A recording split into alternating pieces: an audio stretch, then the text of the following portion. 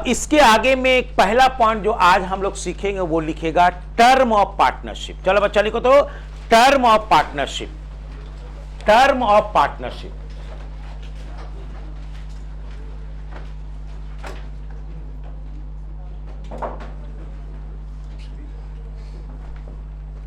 Term of partnership. चलिए, partnership करने के क्या टर्म होंगे, यानी पार्टनरशिप जब करेंगे तो किस तरीके का पार्टनरशिप होगा, यानी कब तक ये रहेगा, है ना, कब तक ये रहेगा, कब अपने आप ये टर्मिनेट हो जाएगा या कब हम लोग टर्मिनेट करेंगे जी। ऐसे चीजों को हम लोग यहां पे सीखने जा रहे हैं जी, टर्म ऑफ पार्टनरशिप। तो टर्म ऑफ पार्टनरशिप में हमारे पास दो टर्म है जी, हमारे पास दो टर्म है, यानी पार्टनरशिप जो है वो दो तरीके का किया जा सकता है। पहला है partnership for fix period of time. लिखो बाबू, partnership for fixed period of time. Partnership for fixed period of time या task. Partnership for fixed period of time और टास्क, और दूसरा होता है partnership at will. At will, ध्यान दीजिए, एक हो गया पार्टनरशिप एट विल और एक हो गया फिक्स्ड पीरियड ऑफ टाइम। ये दो पॉइंट है यहां पे हम लोग को समझना है बाबू, ध्यान दीजिए। सबसे पहला नंबर, ध्यान, ये अगर हम पार्टनरशिप का रिलेशन बनाते हैं लोगों के बीच में तो उसमें एग्रीमेंट में हम लोग लिखे जाता है कि जो एग्रीमेंट है वो 5 साल के लिए वैलिड है, 15 साल के लिए वैलिड है, 10 साल के लिए वैलिड है, या एक पार्टिकुलर टास्क हम करने जा रहे हैं, ये टास्क जितने साल तक चलेगा उतने सालों तक पार्टनरशिप रहेगा, उसके बाद फिर हम लोग अलग अलग हो जाएंगे, यानी आप भी अलग हो जाएंगे, हम भी अलग हो जाएंगे, यानी जो एग्रीमेंट है वो टर्मिनेट हो जाएगा। बात समझिए। तो ऐसा एग्रीमेंट पार्टनरशिप का जिसमें कोई टाइम फिक्स कर दिया गया है, कोई क्लाउज लगा के उसमें टाइम का निर्धारण कर दिया गया है जी, बता दिया गया है कि इतने साल के लिए ही पार्टनरशिप रहेगा, या ये टास्क के लिए, ये जॉब के लिए ही पार्टनरशिप रहेगा। टाइम खत्म, पार्टनरशिप खत्म, जॉब खत्म, पार्टनरशिप खत्म, टास्क खत्म, पार्टनरशिप खत्म। इसको हम बोलेंगे partnership for fix period of time और टास्क। टास्क का मतलब जॉब भी होता है बाबू, टास्क का मतलब क्या हो गया, जॉब भी हम लोग कह सकते हैं, यानी काम, किसी काम के लिए हम लोगों ने पार्टनरशिप किया है और वो काम खत्म हुआ, अपने आप जो है वो पार्टनरशिप जो है वो खत्म। ठीक है बच्चा।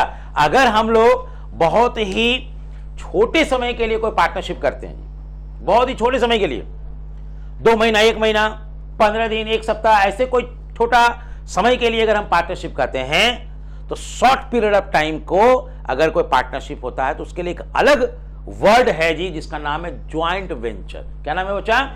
Joint venture.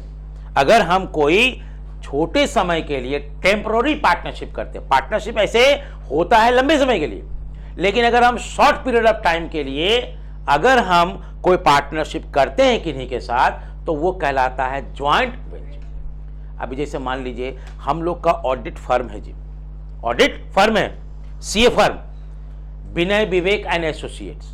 इसमें हम लोग को ऑडिट का काम मिलता है सरकार के तरफ से भी, बैंक का ऑडिट मिलता है जी, और प्राइवेट काम भी करते हैं। ठीक है बच्चा, हम लोग फर्म है, जहां से हमको काम मिलेगा वहां से हम काम करेंगे जी। अब हमारा काम जो है पढ़ाने का भी है, तो हम दोनों भाई का लिमिटेशन है कि बहुत बड़े पैमाने पे ऑडिट हम लोग नहीं कर सकते, समझिए। अब हमको सरकार से काम मिल गया कि भाई 10 जिला में आपको ऑडिट करना है जी, 10 जिला में आपको ऑडिट करना है जी। काम तो हमको मिल गया, काम तो हमको मिल गया जी, लेकिन हमारे पास लिमिटेशन है कि हम 10 जिला में जाके काम करेंगे तो ये हमारा कोचिंग क्लासेस जो है महीना 2 महीना के लिए पढ़ाएगा कौन? फिर तो दिक्कत हो जाएगा। भैया सप्ताह दिन 10 दिन का काम रहे तो एक भाई चलो मैनेज हो जाएगा, ये तो 15 दिन, 1 महीना 2 महीना का बात रहेगा तो कैसे होगा? तो हमने क्या किया, कोई और ऑडिट फर्म जो इसी तरह का सीए का काम करता है, उनको आपस में मिला लिया। बोले ऐसा भाई, पटना के नजदीक में 4 को जिला है, यहां हम कर लेंगे, और जो दूर दराज वाला जिला है वो आप कर लीजिएगा, और आपका और हमारा जो फायदा होगा इस जिला में हम बांट लेंगे। जब ये काम हो जाएगा 2 महीना में, तो ये अपने आप एग्रीमेंट क्या हुआ, खत्म हो जाएगा। इस टेम्पररी एग्रीमेंट को भी हम पार्टनरशिप कहेंगे, लेकिन इसका एक अलग नाम आ जाता है। वो क्या है बच्चा, ज्वाइंट वेंचर। ज्वाइंट वेंचर दोनों मिल करके किसी चीज को काम किए। बट अगर यही काम 5 साल 10 साल के लिए रहेगा तो उसको हम लोग बोलेंगे partnership for fix period of time, task या फिर जॉब। क्लियर। दूसरा जो वैरायटी है पार्टनरशिप एट विल।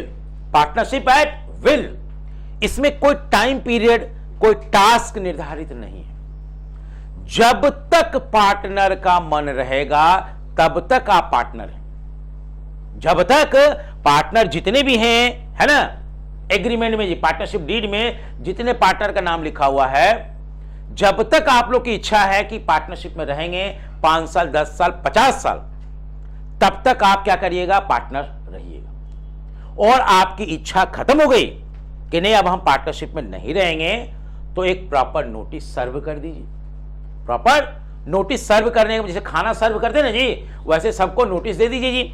सबका ईमेल आईडी होगा तो ईमेल आईडी पे नोटिस भेज देंगे, और फिजिकली अगर मिलते हैं तो फिजिकली सबको दे देंगे नोटिस, है ना। मीटिंग बुलाएंगे जी, और अपनी बात रखेंगे कि भाई हम जो है पार्टनरशिप से अलग होना चाहते हैं, अब हमारी इच्छा नहीं है, चाहे वो पर्सनल रीजन हो चाहे जो भी रीजन हो, अब हम पार्टनरशिप में नहीं रहना चाहते। वैसे केस में क्या होगा, उनकी बातों को मीटिंग में रखा जाएगा, सुना जाएगा, सहमति बनेगा, और आपका पार्टनरशिप को डिसॉल्व करके फिर दूसरा जो पार्टनर रह जाएंगे वो अपना एक नया पार्टनरशिप बना लेंगे जी। बात समझिए बच्चा।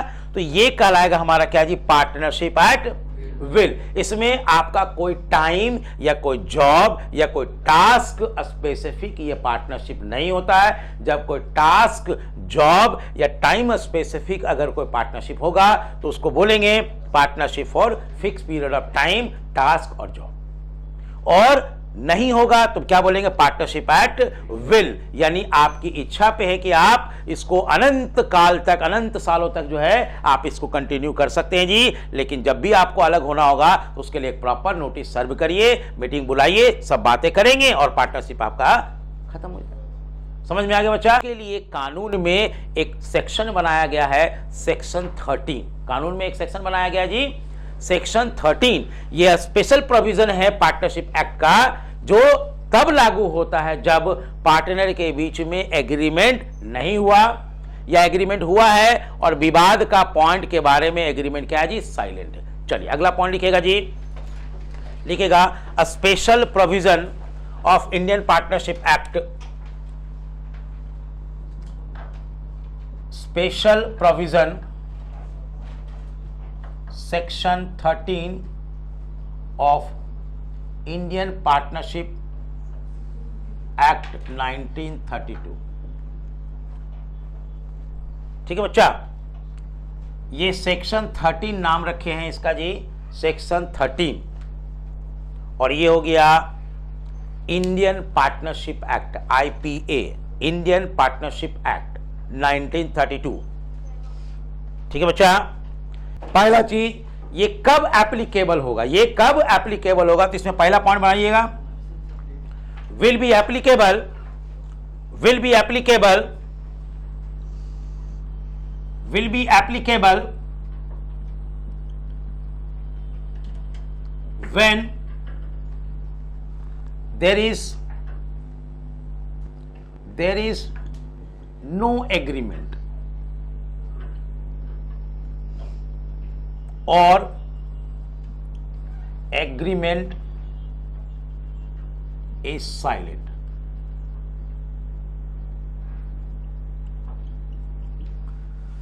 There is no agreement, partner के बीच में एग्रीमेंट नहीं है, या फिर एग्रीमेंट बना है बट वो साइलेंट है, बट वो साइलेंट है जी, तो हम लोग उसको सेक्शन 13 के हिसाब से हम लोग डील करेंगे।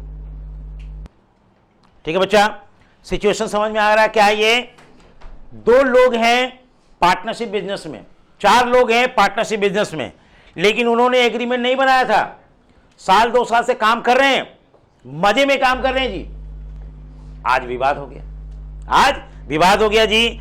तो भाई आपने तो बायलॉज बनाया ही नहीं, आपने तो एग्रीमेंट बनाया ही नहीं तो उसमें जो लिखा हुआ रहता उसके हिसाब से निपटारा हो जाता। तो आपने जब लिखा ही नहीं है तो क्या निपटारा नहीं होगा? बोलता हाँ होगा। कैसे होगा? तो जैसे ये सेक्शन 13 बोलता है वैसे होगा।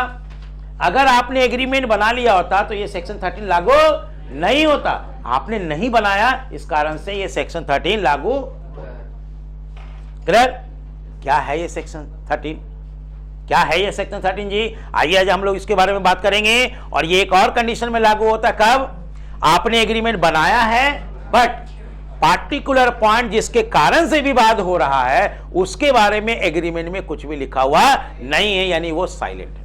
वो क्या है जी बच्चा? साइलेंट है। तो साइलेंट वाला चीज को कैसे हम डील करेंगे, आइए जरा सा हम लोग करते हैं। चलिए, सेक्शन 13 कहता है कि अगर एग्रीमेंट नहीं बना है, अगर एग्रीमेंट नहीं बना है तो पहला चीज सेक्शन 13 कहता है कि profit sharing ratio will be equal. पहला चीज बोल दिया, प्रॉफिट शेयरिंग रेशियो क्या होगा? यानी कोई पार्टनर अगर ये दावा कर रहा है कि हम ज्यादा मेहनत की हमको ज्यादा दे दो, वो कम मेहनत किया उनको कम दो, वो मेहनत ही नहीं किया उसको नहीं दो, तो कानून बोलता नहीं, ऐसा नहीं होगा। अगर ये काम करना था तो आपको पहले एग्रीमेंट कर लेना था। चूंकि आपने एग्रीमेंट नहीं किया है इसलिए आपकी ये बातें नहीं मानी जाएगी। कानून के हिसाब से सारे पार्टनर को इक्वल दर्जा दिया जाएगा। मतलब जिसने कम पैसा लगाया उनको भी बराबर मिलेगा, जिसने ज्यादा पैसा लगाया उनको भी बराबर मिलेगा, जिसने ज्यादा मेहनत किया उसको भी बराबर मिलेगा, कम मेहनत किया उसको भी बराबर मिलेगा। ऐसे ही निपटारा होगा किसका जी? सेक्शन 13 का, इंडियन पार्टनरशिप एक्ट 1932। तो पहला पॉइंट क्लियर हो गया बाबू। अगर एग्रीमेंट नहीं बनाओगे तो बंटवारा, कोई कुछ बोलते रह जाएगा, कानून उसका मदद नहीं करेगा, क्योंकि क्लियरली बोल दिया गया है कि आपका profit sharing ratio will be equal. अब अगला पॉइंट बोलता है नो सैलरी रेम्यूनरेशन।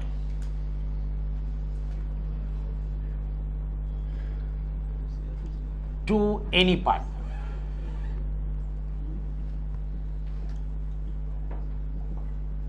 चलिए क्या कह रहा है?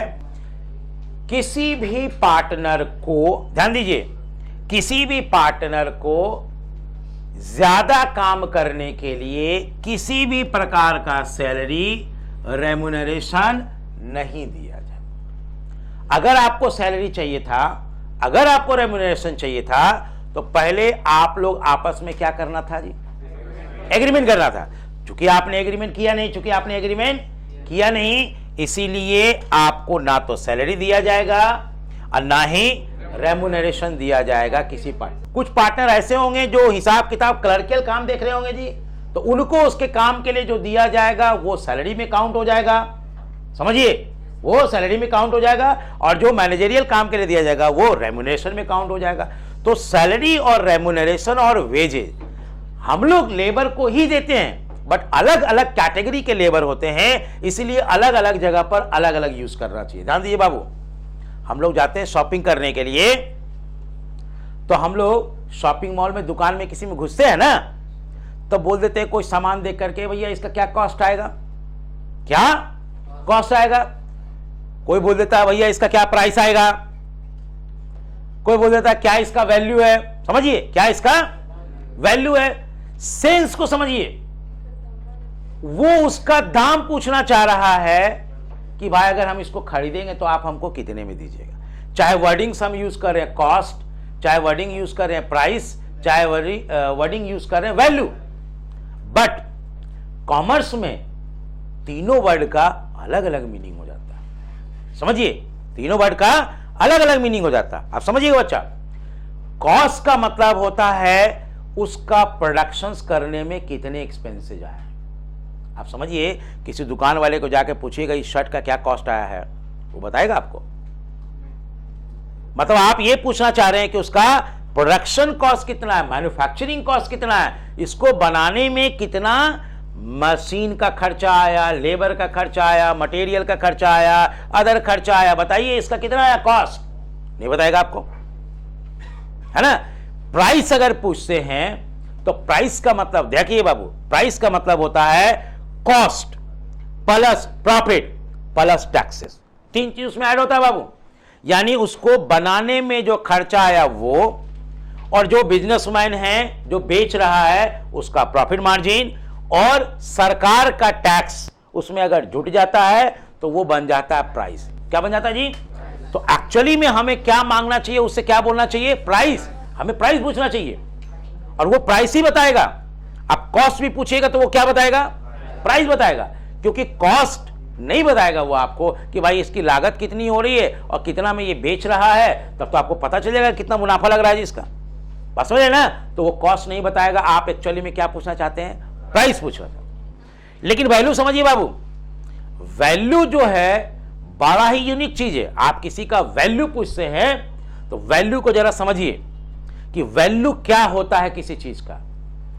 आप क्लास में, है ना, टीचर का नोट्स लिखते हैं जी, उसके लिए आपको एक कलम की जरूरत होती है, पेन की जरूरत होती है जी।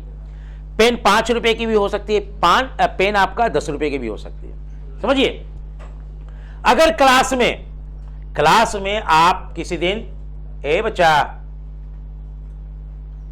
हाँ, क्लास में आप किसी दिन पेन लेकर के नहीं आए और टीचर का नोट्स जो है वो बनवा रहे हैं, आप नहीं नोट कर पा रहे, बाकी लोग नोट कर रहा है, तो आप सोचेगा अच्छा कोई बात नहीं, हम किसी दोस्त से लेकर के लिख लेंगे, बाद में कोई दिक्कत नहीं है, या उसको फोटो खींच लेंगे, घर में जाकर के लिख लेंगे जी, समझिए। तो वो 10 रुपए का पेन, वहां आपको उसकी वैल्यू उतनी नहीं समझ में आ रही है। सेम पेन आप नहीं लाए और आप क्लास में नहीं है, एग्जामिनेशन हॉल में, एग्जामिनेशन हॉल में है जी, और आपके पास वो पेन नहीं है। क्या आप ये सोच सकते हैं कि भाई कोई बात नहीं है, पड़ोसी लिख रहा है, फोटो खींच लेंगे, घर में जाके लिख लेंगे? ऐसा सोच सकते हैं? कोई बात नहीं है, बाद में नोट कर लेंगे, ऐसा सोच सकते हैं जी? मन में ख्याल आएगा, पॉकेट को खंगालिएगा, जितना पैसा होगा आप सोचिएगा सब ले ले और पेनमा जो 10 रुपया वाला है वो हमको दे दे, वो हमको दे दे। और वहीं पे हम खड़ा थे, हम बोले हमारे पास पेन है, पेन है, और तुम्हारा लालच आ रहा है, तुम अपने मन से बोलो सर 100 रुपया देंगे, दे दीजिए ना पेनमा, दे दीजिए ना, सर 200 देंगे सर पेनमा, दे दीजिए ना, दे दीजिए ना। समझिए, ये पेन का सिचुएशन बदला, समय बदला, वैल्यू उसका समझ में आ रहा है बच्चा। और थोड़ा लेके चलते बाबू, चलिए आपका दादाजी 100 क्रॉस कर चुके हैं, अब मृत्यु सैया पे लेटे हुए, अब गए कि तब गए, अब गए कि तब गए जी, और वसीयत जो है बन रहा है जिसमें आपके नाम पे करोड़ों का प्रॉपर्टी आने वाला है जी, बात समझिए। और उनको मरते मरते साइन करना है, पेन में नहीं है, मरते मरते साइन करना है, पेन में नहीं है जी। अब फिर हम वहां पे खड़े हैं, हमारे पास पेन है, ठीक है बच्चा, हमारे पास पेन है, और आप जो है सुनो, आप वहां पे छटपटाए हुए कि दादाजी अगर गए तो हमारा तो करोड़ों का गया, ठीक है ना। तो हम तो वहां पे बार्गेनिंग करेंगे, हम बोलेंगे ऐसे थोड़ी देंगे, 1 आध कट्ठा 2 4 कट्ठा, है ना जी, हमारे नाम से भी लिखवाओ तब वो देंगे, बस समझिए। तो वहां पे क्या है, आप 1 कट्ठा जमीन भी हमको लिखने के लिए तैयार हो जाते हैं उस पार्टिकुलर पेन के बदले में। जो पेन अभी हम आपको सुकृष्णा का देते हैं जी, उसको आप लोग लिखते लिखते ऐसे उड़ा देते हैं। और रोज शाम को जब यहाँ झाड़ू लगता है ना, तो 10 गो 15 गो पेन का खोइया जो होता है वो यहां से फेंकाता है। खोइया नहीं बोलेंगे, अरे बिहारी हैं। चलिए, तो ये जो है ये होता है उस पेन का वैल्यू, यानी समय। अब ये मार्कर हमारे लिए क्लास में अगर नहीं रहेगा तो हम क्लास कैसे लेंगे? आप लोग बोलिएगा सर पेनवा ले लीजिए, पेनवा ले लीजिए, पेनवा ले लीजिए, क्या हम पेन से इस पे लिख सकते हैं जी? तो अगर कोई मार्कर हमको बेचेगा तो हमारे लिए इसका वैल्यू है। अब यही मार्कर को ले जा करके सब्जी मंडी में कोई बेच रहा, मार्कर ले लो, मार्कर ले लो, मार्कर ले लो, 25 रुपए का मार्कर 20 में ले लो, ₹25 का मार्कर 15 में ले लो। सब्जी वाला कोई लेगा इसको? क्या करेगा भाई, मार्कर से वो भिंडी में इसका दाम लिखेगा क्या? समझिए।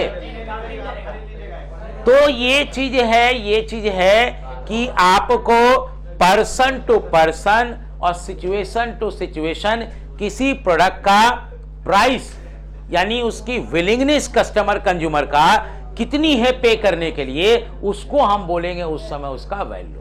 क्लियर? समझ में आ गया बच्चा? वेजेज, सैलरी, रेम्युनरेशन आप यूज करिए, कोई दिक्कत नहीं, लेकिन उसका टेक्निकल मीनिंग अलग अलग अपना रख करिए। चलिए, तो no salary no remuneration to any part. Clear है? अब तीसरा बोलता है no commission to any part.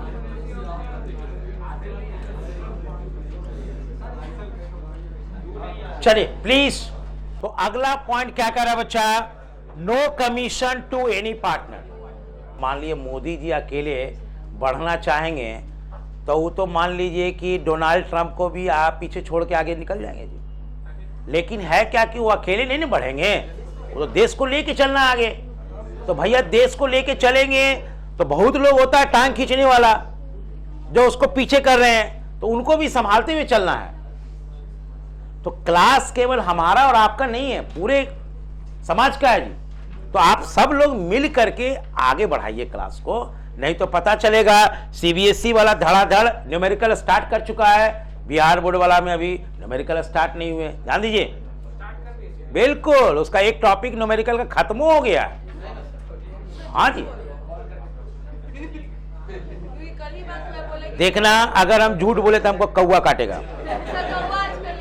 आजकल कौवा नहीं काटता है। चलिए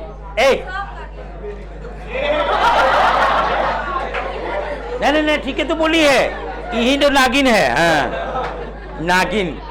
चलिए आइए, ए बच्चा चलो ध्यान दीजिए, no commission to any partner. No commission to any partner, किसी भी पार्टनर को, ध्यान दीजिए, किसी भी पार्टनर को उनके एक्स्ट्रा वर्क के लिए, एक्स्ट्रा कनेक्टिविटी के लिए, एक्स्ट्रा बिजनेस जो लेके आए अपने पर्सनल कनेक्शन से, अपने पर्सनल रीच से, है ना, तो उसके लिए कोई अलग से कमीशन नहीं लेंगे। मतलब सबको बराबर माना जाएगा, कमीशन किसी को नहीं मिलेगा। जैसे मान लीजिए आप जो है, आप बहुत अच्छे डांसर हैं, समझ करिए, और आप पार्टनरशिप में हैं, तो आपका डांसर का एक अलग ग्रुप है, सर्कल है, समझिए, और जिसके कारण से कुछ बिजनेस आपको मिल जा रहा है जी पार्टनरशिप को, तो जिसका फायदा सबको हो रहा है जी।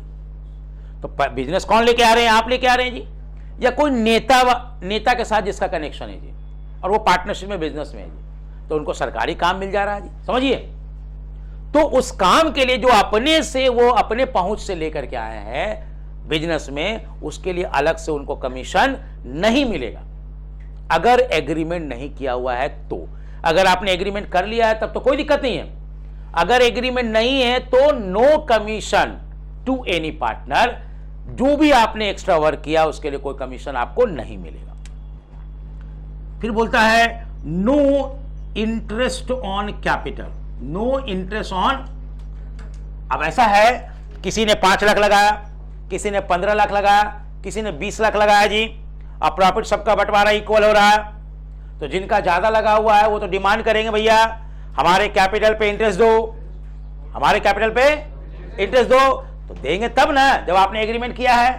आपने अगर एग्रीमेंट ही नहीं किया है तो हम किसी भी पार्टनर के कैपिटल पे किसी भी प्रकार का इंटरेस्ट नहीं देंगे, यानी नो इंटरेस्ट ऑन कैपिटल। उसी तरह से अगर कोई पार्टनर पैसा निकाल रहा है पर्सनल काम के लिए तो नो इंटरेस्ट ऑन ड्रॉइंग, यानी उसके निकाले गए पैसे पे हम लोग इंटरेस्ट चार्ज नहीं करेंगे, ना हम आपको देंगे और ना ही हम आपसे इंटरेस्ट लेंगे जी। यानी ना ड्राइंग पे इंटरेस्ट होगा, ना कैपिटल पे इंटरेस्ट हम लोग को देना होगा, क्योंकि हमारे बीच में एग्रीमेंट। क्लियर बच्चा? इसके बाद बोलता है अगर कैपिटल के अलावा अगर लोन दिए हैं बिजनेस को तो उस पर आपको इंटरेस्ट ऑन लोन आपको अलाउड है। Interest on partners loan is allowed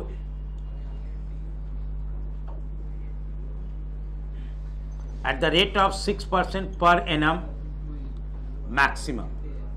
ध्यान दीजिए, interest on partners loan is allowed, यानी कि अलाउ किया जाता है at the rate of 6% per annum. कोई भी पार्टनर कैपिटल के अलावा, कोई भी पार्टनर कैपिटल के अलावा बिजनेस में लोन का पैसा देता है। लोन और कैपिटल में अंतर होता है बाबू। कैपिटल का मतलब हुआ परमानेंट इन्वेस्टमेंट है, जब तक वो बिजनेस रहेगा तब तक वो पैसा लगा हुआ रहेगा जी। लोन क्या होता है, टेम्पोररी आपने दिया है और साल 2 साल 6 महीना के बाद आप उसको निकाल लीजिएगा।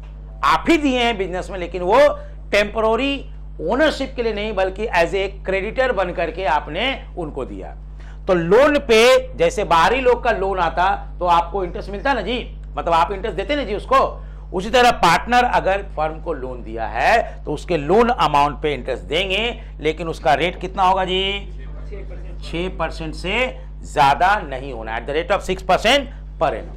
डन। अगर मान लीजिए आपसे पार्टनर 4% मांग रहा है तो फिर हम उसको कितना देंगे, 4% देंगे। 5% का डिमांड कर रहा है तो कितना देंगे हम लोग, 5% देंगे। 8% का डिमांड देंगे कर रहा है जी कि हमको 8% का इंटरेस्ट दो लोन पे, तो कितना देंगे हम लोग, 6%। यानी 6% से ज्यादा हम उसको नहीं दे सकते, कानून में उसका मना है। ठीक है बच्चा। अब आइए अगला पॉइंट जो बोलता है सेक्शन 13, ध्यान दीजिए बच्चा। अगला पॉइंट बोलता है, 2 पॉइंट और ऐड करिए बच्चा। एक है no permission is allowed for personal profit, और एक है no permission is allowed for doing similar business. अब ये दोनों पॉइंट हम लोग अभी समझेंगे तो सेक्शन 13 आपका कंप्लीट हो जाएगा। ध्यान दीजिए, सेक्शन 13 आपका कंप्लीट हो जाएगा अगर ये दोनों पॉइंट को हम अच्छी तरह से क्लियर कर दें आपको।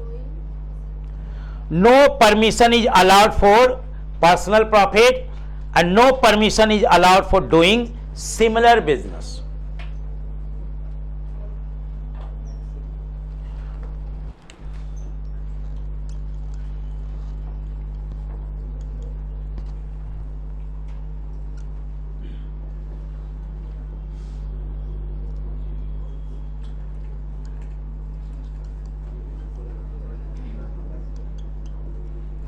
इसको आगे बढ़ा लीजिएगा, similar business in same locality, in same locality. आगे बढ़े,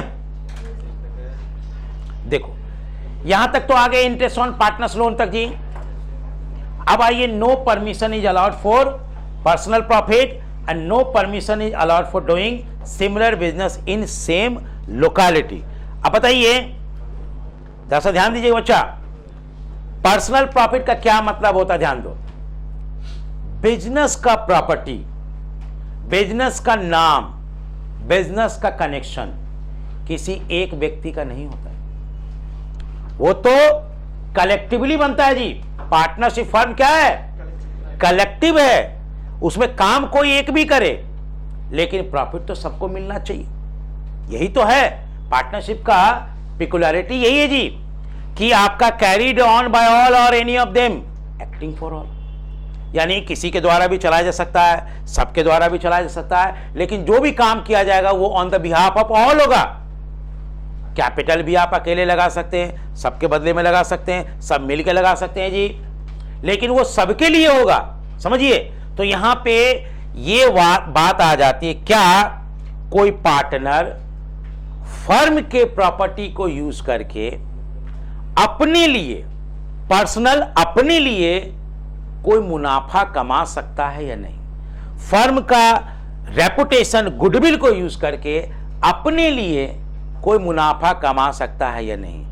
फर्म का कनेक्शन को यूज करके कोई पर्सनल नेचर का प्रॉफिट कमा सकता है या नहीं? समझिएगा बच्चा। तो आंसर है नहीं। अगर आपने एग्रीमेंट नहीं किया है तो आपको यह करने का परमिशन नहीं मिल सकता है जी। हां, आप कर सकते थे अगर आपने पहले से एग्रीमेंट, अगर आपने एग्रीमेंट नहीं कराया तो आप ये काम, आप समझिएगा क्या है। सपोज करिए ये संस्था के 2 ऑनर हैं जी, विनय सर, विवेक सर, ठीक है बच्चा। अब पिछले साल तो ऐसा मौका नहीं मिला, अब मान लीजिए इस साल हम आपका बैच को टाइम पे ख़त्म करें, है ना, और महीना 2 महीना के लिए गैप हो जाएगा अगले सेशन शुरू होने के लिए। मान लीजिए अगर हम जनवरी में ख़त्म कर दें और फरवरी और मार्च का महीना जो है उस समय सारा बैच खत्म हो गया, 11, 12 जो भी बैच है जी, सब बैच खत्म हो गया, सब एग्जाम देने के लिए चला गया। ठीक है बच्चा, तो हमारे मन में ख्याल आया, बहुत दिन से सोच भी रहे थे, चलो भाई हिमालय के चोटी पे जाकर तपस्या करके आते हैं 2 महीना के लिए। बात समझिए। तो विवेक सर से पूछे, विवेक सर बोले ना हम नहीं जाएंगे, हम नहीं जाएंगे, तुमको जाना तो जाओ, ठीक है। तो हम तो चल दिए जी कमंडल लेकर के तपस्या करने के लिए। बात तो पकड़, कहां ले जाना चाहते हैं वहां तो जा, तू भटक रहा, तू छिटक रहा, भटकोई कुमार दल घुटना है। चलो आइए, तो अगर हम पहुंच गए हिमालय के चोटी पे तपस्या करने के लिए, ये संस्था सारा बैच खत्म हो चुका है, खाली है, विवेक सर बैठे, उनके पास तरह तरह के आदमी आ रहा है, ठीक है जी। उन्हीं में से कोई उनके दोस्त आए, बोले ऐसा है 2 महीना खाली रहेगा ना, ये दे दो हमको, हम यहाँ पे बाराती ठहराएंगे, ये दे दो, यहाँ पे बाराती ठहराएंगे, यही बेंचवा पे बैठा करके हम खाना खिलवा देंगे, और यही जो डेस्क पे जो पढ़ाते हो ना डेस्क पे, इस पे वरमाला करा देंगे। बोले सब लोग अपना अपना इमेजिनेशन कर रहा है, वाह रे वाह, क्या लड़का क्या लड़की, सब इमेजिनेशन कर रहा है वरमाला।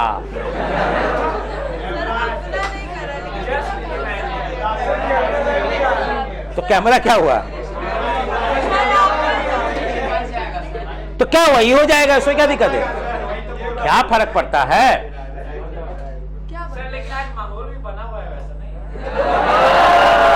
तो आज हो ही जाए, आ जाओ, आओ बता बता बता, चलिए प्लीज। हाँ, तो यहां पे अगर बाराती को ठहराने से उनको जो आमदनी आया है ना 2 महीना तक, वो अपने पॉकेट में डालते चले गए, समझिए। हमको वो नहीं बताए, नहीं दिए, क्या बाद में हम उनसे क्लेम कर सकते हैं? बिल्कुल क्लेम कर सकते हैं जी, क्योंकि हमारे और उनके बीच में अगर ऐसा कोई एग्रीमेंट पहले से नहीं बना हुआ कि हमारे एब्सेंस में तुम काम करोगे तो जितना कमाओगे तुम्हारा, और तुम्हारे एब्सेंस में हम काम करेंगे, जितना कमाएंगे वो मेरा, अगर ऐसा एग्रीमेंट हो गया तब तो हम ऑब्जेक्शन नहीं कर सकते। लेकिन ऐसा अगर कोई एग्रीमेंट नहीं बना हुआ तो हमारे पीछे भी अगर फर्म्स के प्रॉपर्टी को, फर्म्स के नाम को, फर्म्स के कनेक्शन को यूज करके अगर कोई इनकम जनरेट किया गया है तो उसमें हक केवल उनका नहीं होगा, जितने पार्टनर हैं सबका होगा। बात समझिए। तो यहां पे पार्टनर लोग फर्म के प्रॉपर्टी को यूज करके, नाम को यूज करके पर्सनल प्रॉफिट नहीं कमा सकता है, यही कानून में प्राविधान है जी। ये कौन बोलता है जी? सेक्शन, यानी no permission is allowed for personal profit. Personal profit हम लोग अर्न नहीं कर सकते हैं पार्टनरशिप के फर्म को यूज करके। आपको जब है ना, आपको जब अर्न करना तो इसके लिए आपको पहले एग्रीमेंट करना होगा। आगे समझ में बच्चों? यानी अगर एब्सेंस में वो कमाएंगे तो वो पैसा हमें भी बांटना पड़ेगा। उसमें ये नहीं कहेंगे कि भैया हमने एफर्ट लगाया, हमारा दोस्त से हमको बिजनेस मिला, नहीं भाई, आप जो भी करते हैं, हम जो भी करते हैं जी, वो on the behalf of firm होता है, उसमें सबका बेनिफिट छुपा हुआ होता है जी। इसलिए वो सबको जो है उसको बंटवारा करना होगा। Done done, okay. ये पॉइंट है, no permission is allowed for doing similar business. No permission for doing similar business. Similar business क्या होता है समझिएगा। विनय सर, विवेक सर, है ना, दोनों सुकृष्णा कॉमर्स एकेडमी चला रहे हैं जी। तो हमारा कॉमन बिजनेस है कोचिंग क्लासेस का। हमारा कॉमन बिजनेस क्या है? और हमारा जो लोकेलिटी है वो बोरिंग रोड है, ठीक है। यहां पे बच्चे गांधी मैदान से भी आते हैं जी, और यहां पे बच्चे जो है दीघा से भी आते हैं जी। यहां पे बच्चे मान लीजिए कि बेली रोड से भी आते हैं जी, बोरिंग रोड का तो आते ही जी। अब सपोज करिए विवेक सर रहते हैं पाटलिपुत्रा गोलंबर के साइड, ठीक है, हम रहते हैं गांधी मैदान गोलंबर के सामने, ठीक है बच्चा, बिस्कोमान के पास, ठीक है। तब ऐसा है कि जो बच्चा पाटलिपुत्रा या मॉल के एरिया से आते हैं उनको लगा सुकृष्णा कॉमर्स में तो हमको विवेक सर से ही पढ़ना है, समझिए, विवेक सर से ही पढ़ना है जी। और विवेक सर का यहीं पे घर में भी चलता है कोचिंग क्लासेस, नाम है विवेक कॉमर्स क्लासेस, समझिए। तो बोले जब हमको वही विवेक सर से वहां पढ़ना है तो हम यहीं पढ़ लेते, ये हमारा बाजू में, दौड़ते दौड़ते जाएंगे, खेलते खेलते आ जाएंगे, बस समझिए, हमारा भाड़ा भी बचेगा, हमारा भाड़ा भी बचेगा, समय भी बचेगा जी, ठीक है बच्चा। अब पढ़ाई भी हो जाएगी। गांधी मैदान साइड से जो बच्चा आता है वो देख रहा है कि विनय सर तो इधर क्लास चलाते हैं, विनय कॉमर्स क्लासेस, ठीक है बच्चा, विनय, हमको पढ़ना है जाकर के विनय सर से, तो हम यहीं पे पढ़ लेते हैं। सुकृष्णा में जाएंगे तो वहां हमको भाड़ा भी लगेगा, टाइम भी लगेगा, हम यहां दौड़ते दौड़ते जाएंगे, खेलते खेलते आ जाएंगे, समझिए। जो बच्चा बोरिंग रोड में आकर के सुकृष्णा कॉमर्स में एडमिशन लेता, वो बच्चा पर्सनल ट्यूशन होने के कारण उधर ही रह गया, गांधी मैदान वाला इधर ही रह गया जी। तो इससे मेरे पार्टनरशिप बिजनेस को कंपटीशन फेस हो रहा है। तो बोलता है कि ये काम करने के लिए आपको पहले एग्रीमेंट करना होगा कि हम साझा में काम करेंगे यहां पे, और अलग अलग भी घर पे हम अपना पढ़ाएंगे, ये एग्रीमेंट कर लीजिए। अगर आपने एग्रीमेंट नहीं किया है, अगर आपने एग्रीमेंट नहीं किया है और आप अगर ऐसा काम कर रहे हैं तो कानून आपको छोड़ेगा नहीं, बोलेगा नो परमिशन। यानी आप घर में भी जो ट्यूशन पढ़ा रहे हैं ना, उसका जो भी आमदनी होगा, आइए सुकृष्णा में उझलिए। हम जो घर में पढ़ा रहे हैं ना, उसका जो आमदनी होगा वो भी सुकृष्णा में उझलना पड़ेगा, और वो सब जोड़ के फिर बंटवारा होगा। समझ गए बच्चा, समझ गए बच्चा। तो ये हो गया कि कोई भी पार्टनर, अगर कोई पार्टनरशिप बिजनेस में है तो वो सेम टाइप का बिजनेस सेम लोकेलिटी में नहीं कर सकता, जिससे कि एग्जिस्टिंग पार्टनरशिप बिजनेस को कंपटीशन फेस होता है। सर अगर वो जो अलग-अलग पढ़ाता है उसमें भी बर्बादी करी है तो बोला कि वो पढ़ाता है 50 का, बोलता है कि हम भी से वो तो पढ़ाए। तू ऐसे कैसे समझती है कि तोले पे दुनिया चल रहा है? ऐसे कैसे समझती है? अरे दुनिया में और भी तो लोग होंगे जो कि ऐसा सोचे होंगे, सोचो जरा सा। अरे कुछ तो, अरे बता, तुमको हम यहाँ पे एडमिशन लेंगे, बोलेगा अच्छा पैसा तुम जमा करोगे, बोलेगा अच्छा ठीक है जाओ जाओ तुम्हारा एडमिशन हो गया। रसीदवा मांगोगी ना, रसीदवा मांगोगी ना। अब रसीदवा में कार्बन कॉपी लगता है ना, नहीं लगेगा तो जाके एक दिन गिन लेंगे बच्चा कितना है। अच्छा तो दूसरा का दिन गिन लेंगे, जिस दिन आएगी तुम उसी दिन गिन लेंगे। नहीं नहीं, बच्चे का क्या है ना, बच्चे का जो क्वेश्चन होता है, ध्यान दीजिए, बच्चे का, ए बच्चा प्लीज, बच्चे का जो क्वेश्चन होता है तो वो पहले आप सोचिए कि ये जो क्वेश्चन हम कर रहे हैं, क्या दुनिया में हमसे पहले ये क्वेश्चन नहीं किया गया होगा? सोचो, है ना।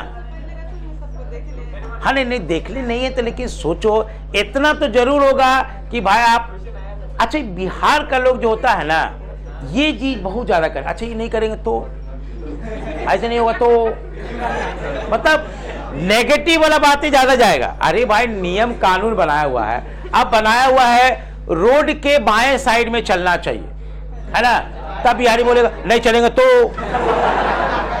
अरे भैया नहीं चलोगे तो क्या हो गया, नहीं चलेंगे तो क्या होगा? मान लीजिए कल दिन एक्सीडेंट होगा तो सारा जिम्मेवारी आप पे आ जाएगा कि भाई आप रॉन्ग साइड है। देखिए बाबू, अगर कोई कार वाला आपको धक्का मार देता है तो उस समय यह भी देखा जाता है कि आप किस साइड चल रहे हैं। समझिए, कानून जो है लिखा गया उसको देखिए। तो आप बोलिएगा कि नहीं चलेंगे तो, अरे नहीं, जब तक नहीं कुछ होगा तब तक कुछ नहीं होगा, जब होगा तो फिर आप दोषी हो जाइएगा। एक कहावत बताए थे ना, एक क्लास में ऐसा हुआ था,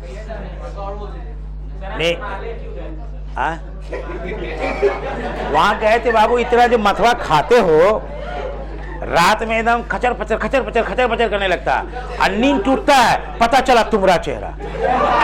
कभी नींद टूटता, पता चला इसका चेहरा। बताइए हम किसी सर, लेकिन सर डरता नहीं है, सबका अच्छा ले सके, लेकिन ये सब खराब नहीं। चलिए आइए बच्चा प्लीज। एक क्लास में क्या था, हाँ बैठिए। एक क्लास में ये था कि भाई एक गर्ल्स स्टूडेंट जो है वो काफी दिन के बाद क्लास में आई, मतलब एब्सेंट थे, ठीक है।